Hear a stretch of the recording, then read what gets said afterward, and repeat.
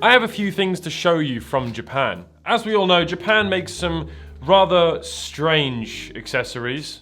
The egg plus grip. There's an actual nest for the egg. The eggs are now on. That is vastly improved. And I have 3 more to show you today. I'm not exactly sure what these are, but they're for the Game Boy Advance SP. One of them, I don't know, there's a cartridge here and then some other bigger cartridge. Potentially this is some sort of like backup device, but I thought it'd be more interesting if we just sort of work it out together and do some translations and see what we can discover. But this is made by our friends over at Game Tech, which have made some really cool accessories in the past, including one of my favorite accessories, the Game Duplicator. You literally can shove a cartridge into one side and a blank cartridge into the other, and with the press of one button, copy a game, which is insanely illegal, but very cool nonetheless. So yeah, potentially another cool backup sort of device here. This one, I don't really know what the point is of this one, but we'll take a look at it in a second. And then I have this completely inconspicuous black box which just says 4 GBA SP on it, and there's a shark. We're going to take a look at that as well. And then I have for you, ladies and gentlemen, a brand new Game Boy Advance SP that I have not opened yet, that is all the way from Japan, which I believe is a limited edition variation, and that is my favorite. I love collecting these Game Boy Advance SPs. It looks to be in very good condition. I am confident that this is a surf blue Game Boy Advance SP, but actually, now that I have it in my hands, I have never seen that color Game Boy Advance SP before. Am I going crazy? That is not the generic light blue one that everyone is used to. This is something different. I am going to see if I can work out what this is. I'm really confused. I found the Surf Blue Game Boy Advance SP here on console variations, and this is definitely what this is. It is 100% the exact same blue as that.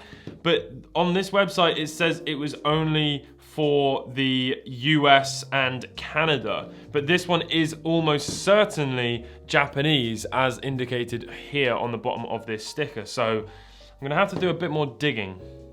There's that lighter blue one that I'm talking about, which is definitely not. And look, if I scroll down, I think we might know what it is. It's the Sword of Mana console. That is absolutely what that is there. Let's click on that. This is the limited edition Sword of Mana Game Boy Advance SP. How cool. Does it work? It does, but it is slightly low on charge. But we can use it for a little while nonetheless. I just wanted an excuse to open that up. Okay, let's take a look at this one first, because I have absolutely no idea what this is. Let's take a look and see what's inside the box, and then we can do some translations if we can't work it out ourselves. Okay, so there is some paraphernalia here. We've got some sort of a card, and then we've got a, oh look, Save Data Bank. There we have it. Oh, it was on the box all along. This does appear to be some sort of a backup device, which is rather cool. I've always wondered if anybody ever really used these back in the day. I certainly didn't, but potentially, you know, some real die-hard Pokemon enthusiasts wanted to back up some of their games and stuff. So it's a little bit dodgy how the pins just stick out like that, but let's see if we can plug this in. Oh, that is a really dodgy connection. I have my actual childhood copy of Pokemon, which is in French, because we were in France when we stopped off at some mall or some shopping center thing and bought this, so I never actually knew what I was doing. But I would like to create a backup of it because it's rather important to me. So let's just shove it into the top here. I'm going to assume that without plugging a game in, the Nintendo Game Boy piracy thing is probably not going to let us do anything with this. Yeah, there we go. It's just not going to do anything. But the moment we plug in this, it will bypass that. There's an on-off switch. I wonder if you just turn it off, if it just goes straight to the game? And then you've just got this unnecessary bulk here. Wow. What an interesting feature. There we go. Okay, let's turn this on our new Sword of Mana game. It's slightly a shame that I christened it with a piece of game tech junk, but maybe it's one of the best accessories I've ever made. So there isn't a lot to look at, to be honest with you. There's a big blue box which says Genie A, and then there's 64 KB 80 HID 000. I don't know what I'm looking at, but if I just hit A, we have some different options, including one that says option, and it's all in Japanese. All right, Google Translate, do your thing. Let's slide in the lens of truth. Cassette information format bank to menu. So, wait a minute. I'm going to assume that just literally formats the data bank. Let's not do that. That didn't make much sense. Let's use the pictures instead. There are 3 things with pictures. We've got cartridge to save data bank, or SDB. We've got save data bank to cartridge, and then we have save data bank to bin. So what I'm assuming is the cartridge to the save data bank is quite literally taking the data that is off of the Pokemon cartridge and saving it into the save data bank. So let's go chronologically. We'll start off with the top one. It has detected Pokemon Emerald, which is rather cool. Let's hit A. That's taking us back to the menu. Let's do the other option, then hit A. There we go. We can rename the file, and then one of these is going to probably be an OK button. Do you know what? I wish there was an English option. This is confusing. This button here, this last button says decide. So let's just assume that this is a keyboard to change the title of the save file, and this button here is decide. So here we go. Another menu probably warning us that we're about to do something. Let's just hit A on that. a loading bar. It's blinking.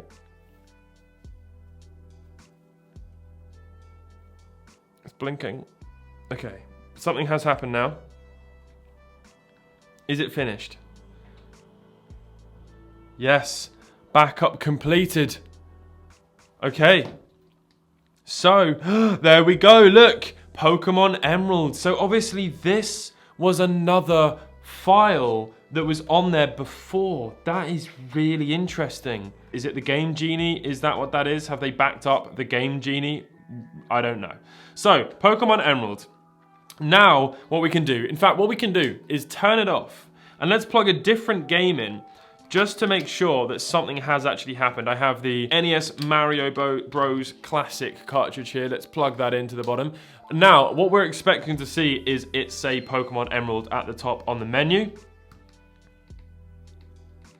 There we go, Pokemon Emerald.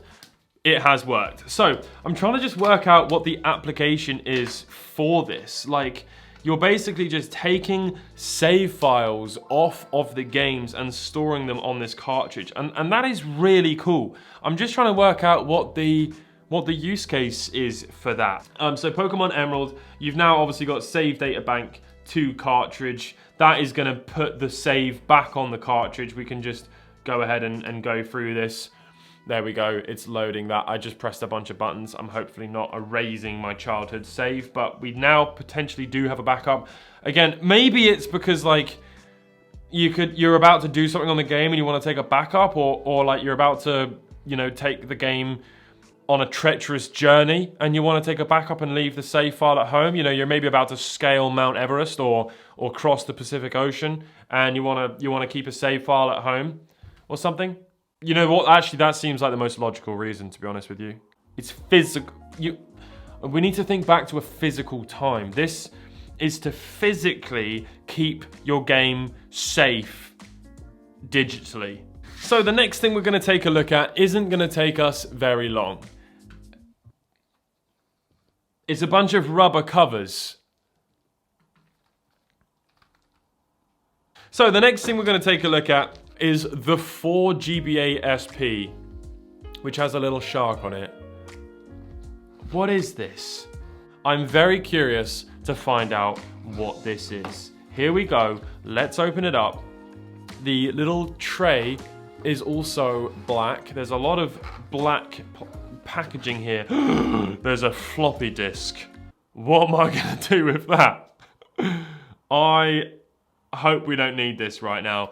Right, here we go. Let's plug this into the bottom here. I like this one a bit more. It's got a bit more kind of like va-va-voom to it. There's a big gel sticker here with a shark screaming out of it. And then this one, there's an old @ sign. You know, this is giving much more early 2000 vibes. It's got a button. What is this? What is this? Let's plug this in. Is it going to do anything without a game plugged in? It's a save data bank. It's going to be another save data bank with a button on it rather than a switch.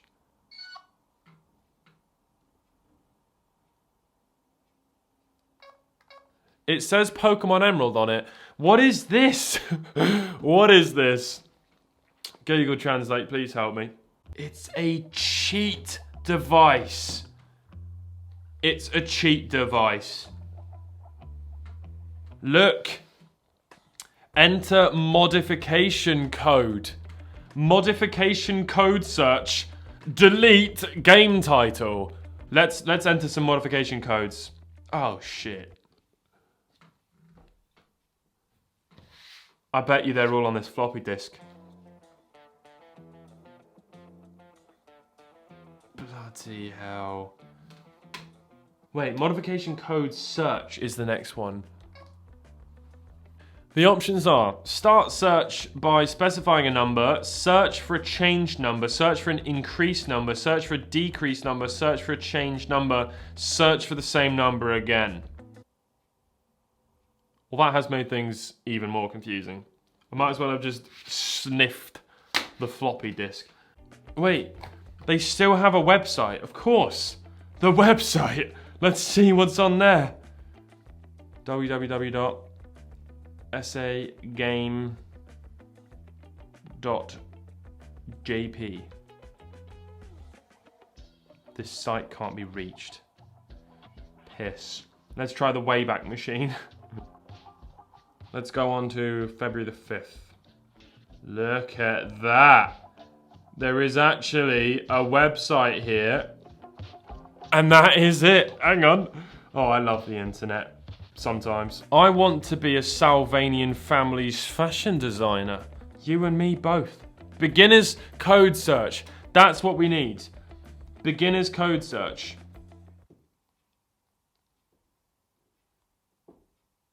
Oh my lord.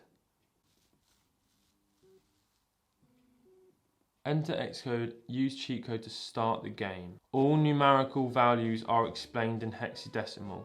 Search for the game you want. For example, if you want to increase the funds of a certain game to maximum, first check the funds value of the game. In this case, the amount of funds is 17G, so convert this to hexadecimal. 17 in hexadecimal is 11.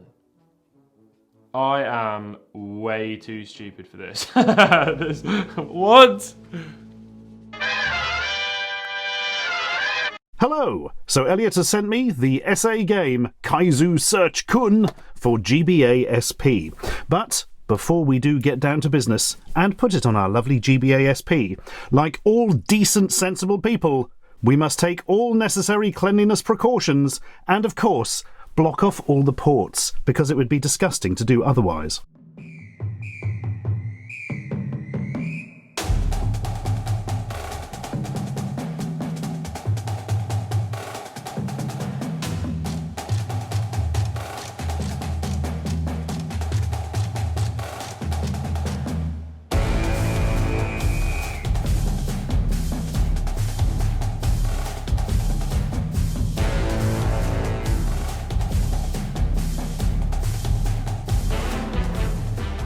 But we'll be using this Game Boy Advance anyway because it's got a modified screen and is therefore easier to see on camera. Anyway, Kaizu Search. What is all this about? Well, Kaizu means modification or something thereabouts.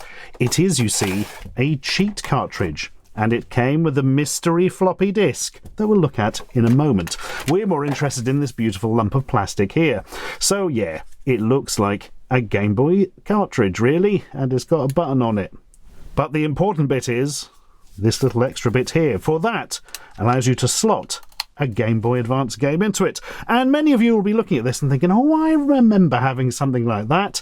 Yeah, there were similar cartridges out for the original Game Boy, this being a Blaze Exploder. I think I had an Action Replay one. They're all very similar, basically. This does a similar job, but for the Game Boy Advance. And the job is this. You pop it in the back, and you turn your Game Boy on. Always a good idea, I find. There's a noise. A wonderful... Ooh! Well, there was a wonderful noise, then there was that. So, you have three options here. The top one is basically enter modification code. The second one is modification code search. And the last one is delete game title.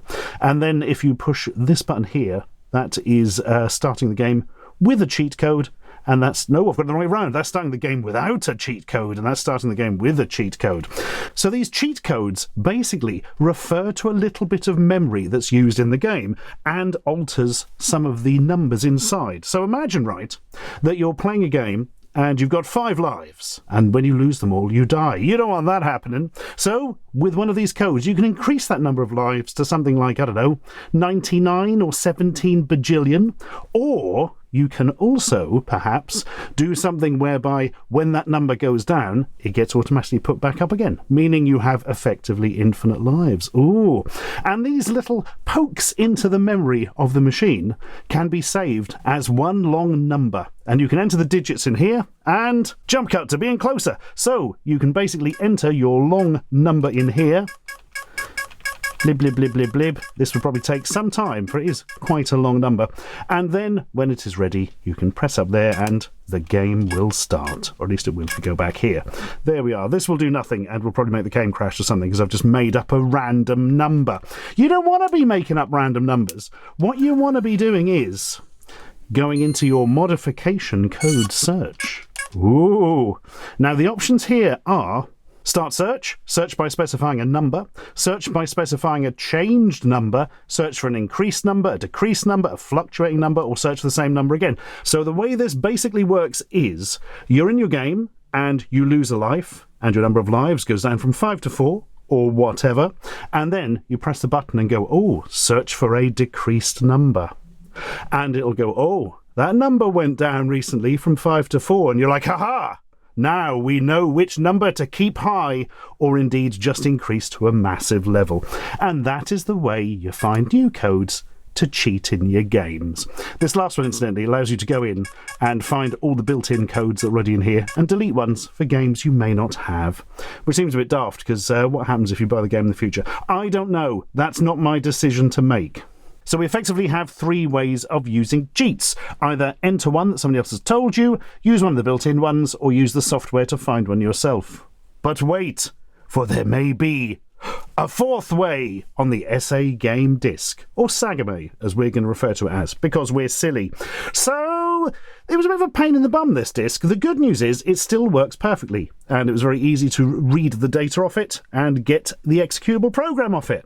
Tell you what wasn't easy, getting it to work. It apparently works on Windows 98 2000 or XP. I could not get it to work on anything. It crashed on XP. It crashed on Windows 98. I tried it on Windows 95. It crashed. Then I thought, but wait, maybe it has to be a Japanese install of Windows. Ah.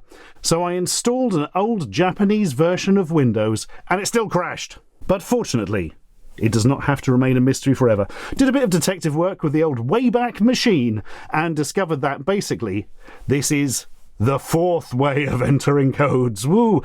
It is conversion software. If you get a code for a rival company's cheat engine thing, you can enter into that and it will convert it into the format that this wants. So you can find a listing of a cheat you want for a game you have, but for a different manufacturer's cartridge, put it into that software, and then it will give it to you in exactly the format you need, so just enter it directly in here. Or at least it would if we could get the bloody software to work. I tried reading it with like 4 different floppy disk drives. They all gave the same result. Anyway, back to David in the studio.